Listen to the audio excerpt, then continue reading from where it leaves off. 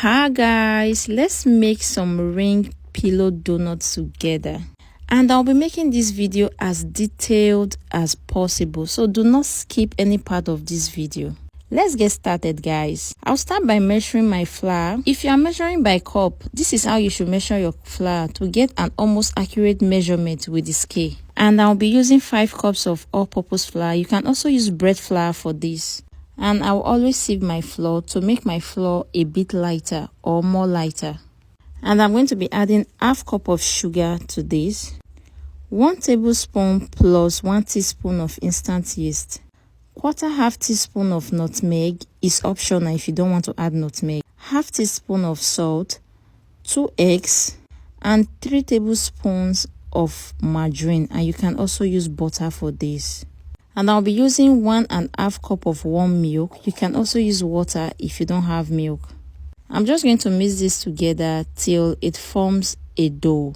I'll just go in with my clean hands to make it more easier. And I'll just transfer this into my mixer because I don't have strength to mix by hand.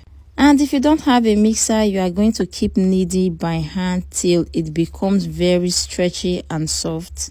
And it will take about 20 minutes to get this stretchy. And when it bounces back like this, know your dough is properly kneaded. And I'll be spreading out my baking paper. If you don't have baking paper, you can use your normal writing paper, your newspaper, any paper I thought works. And a sprinkle of flour. Now I'll be cutting my dough into different sizes. If you have a scale, it will be better. At least each dough should be like 24 to 28 grams. Now I'm going to be folding in my dough. Just make sure everything goes in tightly, gently, don't rush. If you don't seal properly, it will end up opening while frying. So just take your time while doing this.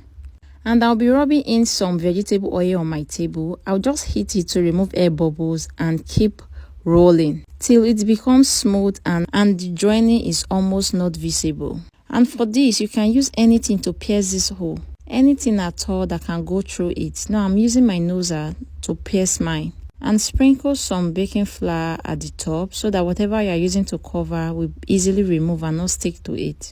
Now I'm going to cover and allow to rest for about 45 minutes in a warm place. And it has doubled in size. I'm just going to get ready and fry. My oil is already on the heat. Don't allow your oil to get too hot. If not, your donut will get burnt and not well cooked in the inside. At least your donut should stay about 3 to 4 minutes before removing. And my donut is ready and super fluffy. I got about 15 pieces of large donut from this recipe.